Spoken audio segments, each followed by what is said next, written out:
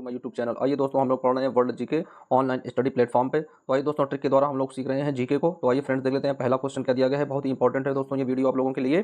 पहला क्वेश्चन कह रहा है कि पक्षियों का महाद्वीप किसे कहा जाता है। तो दोस्तों पक्षियों का महाद्वीप किसे कहा जाता है? दक्षिणी अमेरिका को, यानी दक्षिणी अमेरिका को क्या बोलते हैं? पक्षियों का महाद्वीप कहा जाता है। दोस्तों सभ्यता का पालना किसे कहा जाता है? दोस्तों पालना आप लोग जानते हैं, पालना क्या होता है? पालना होता है झूला। तो दोस्तों क्या है? सभ्यता का पालना किसे कहा जाता है? दोस्तों सभ्यता का पालना कहा जाता है अपने एशिया को। एशिया दोस्तों क्या है? एशिया में भारत है और भारत में उत्तर प्रदेश है दोस्तों, और उत्तर प्रदेश के हम लोग निवासी हैं। तो दोस्तों क्या है? सभ्यता का पालना कहाँ है? एशिया में। अब आइए देख लेते हैं दोस्तों नई दुनिया कह रहा, क्या कह रहा है? नई दुनिया दोस्तों क्या है? तो नई दुनिया है उत्तरी अमेरिका। दोस्तों उत्तरी अमेरिका को क्या बोलते हैं? नई दुनिया, न्यू वर्ल्ड बोलते हैं दोस्तों। विज्ञान को समर्पित महाद्वीप क्या कहलाता है दोस्तों? तो जो विज्ञान को समर्पित महाद्वीप है वह कहलाता है अंटार्कटिका महाद्वीप। कौन सा दोस्तों? अंटार्कटिका महाद्वीप।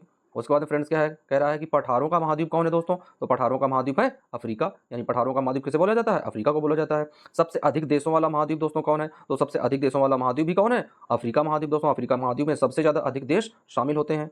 अब दोस्तों देख लेते हैं सबसे छोटा महाद्वीप कौन सा है दोस्तों? तो सबसे छोटा महाद्वीप है ऑस्ट्रेलिया महाद्वीप। कौन सा है? ऑस्ट्रेलिया महाद्वीप। उसके बाद दोस्तों क्या कह रहा है? कह रहा है विरोधाभासों का महाद्वीप किसे कहा जाता है दोस्तों? क्या कह रहा है? विरोधाभासों का महाद्वीप किसे कहा जाता है? तो दोस्तों सबसे ज्यादा विरोध कहाँ होते हैं, सबसे ज्यादा लड़ाइयाँ कहाँ होती हैं? एशिया महाद्वीप में। तो दोस्तों हम लोग कहाँ पे हैं? एशिया में, भारत देश में है। तो विरोधाभासों का महाद्वीप कौन सा है? एशिया है फ्रेंड्स। अब आइए देख लेते हैं नेक्स्ट स्लाइड में।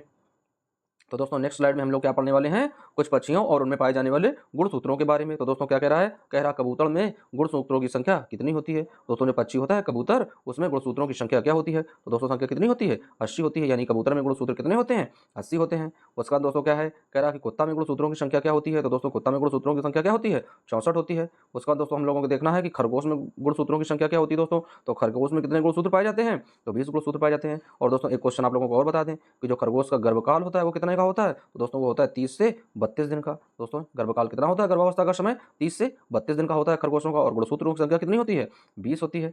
अब आइए दोस्तों देख लेते हैं अगला क्या है दोस्तों। अगला क्वेश्चन में है मनुष्य के गुणसूत्रों की संख्या क्या होती है। तो दोस्तों इसको आप लोगों को बताना है कि मनुष्य के क्या कितने गुणसूत्र पाए जाने होते हैं दोस्तों। और आंसर में क्या कह रहा है? क्या आप जानते हैं? तो दोस्तों यदि आप लोग जानते हैं तो यहाँ पर जितने भी मनुष्य में गुणसूत्रों की संख्या होती है उन गुणसूत्रों को आप लोगों को यहाँ पर कमेंट करके बताना है। अब आइए दोस्तों देख लेते हैं नेक्स्ट स्लाइड में। तो फ्रेंड्स नेक्स्ट स्लाइड में क्या है?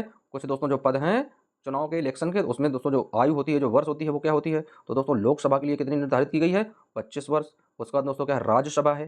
तो राज्यसभा के लिए दोस्तों यदि कोई राज्यसभा का सदस्य बन रहा है तो उसकी आयु कितनी होनी चाहिए? 30 वर्ष होनी चाहिए। उसके बाद दोस्तों यदि कोई विधानसभा का सदस्य है, क्या दोस्तों? विधानसभा का कोई सदस्य है तो उसकी आयु कितनी होनी चाहिए? 25 वर्ष होनी चाहिए। उसके बाद दोस्तों यदि कोई विधान परिषद का सदस्य है तो विधान परिषद के सदस्य के लिए आयु कितनी होनी चाहिए? 30 वर्ष होनी चाहिए। उसके बाद दोस्तों देख लेते हैं यदि कोई मुखिया बनना है दोस्तों, क्या है? मुखिया बनना है तो मुखिया की आयु कितनी होनी चाहिए? 21 वर्ष होनी चाहिए दोस्तों मुखिया की आयु। उसके बाद दोस्तों सरपंच है, क्या कह रहा है? सरपंच, तो सरपंच की आयु कितनी होनी चाहिए दोस्तों? वो भी 21 वर्ष होनी चाहिए। यानी सरपंच की आयु भी कितनी होनी चाहिए? 21 वर्ष होनी चाहिए दोस्तों। उसके बाद में राष्ट्रपति है फ्रेंड्स, क्या कह रहा है? राष्ट्रपति, तो राष्ट्रपति की आयु भाई कितनी होनी चाहिए? तो राष्ट्रपति की आयु भी कितनी होनी चाहिए? 35 वर्ष की आयु होनी चाहिए राष्ट्रपति की। उसके बाद दोस्तों क्या है? राज्यपाल है, तो राज्यपाल की आयु कितनी होनी चाहिए? 35 वर्ष की आयु होनी चाहिए दोस्तों। राज्यपाल की आयु कितनी होनी चाहिए? 35 वर्ष। अब उसके बाद दोस्तों देख लेते हैं क्या है? कह रहा कि उपराष्ट्रपति, तो उपराष्ट्रपति की आयु कितनी होनी चाहिए? वो भी 35 होनी चाहिए। उसके बाद दोस्तों क्या कह रहा है? कह रहा प्रधानमंत्री, भाई इन सभी की आयु बहुत ज्यादा है दोस्तों और प्रधानमंत्री की बहुत कम है। यानी प्रधानमंत्री कितने से बन सकता है? 25 वर्ष की आयु से प्रधानमंत्री बन सकता है।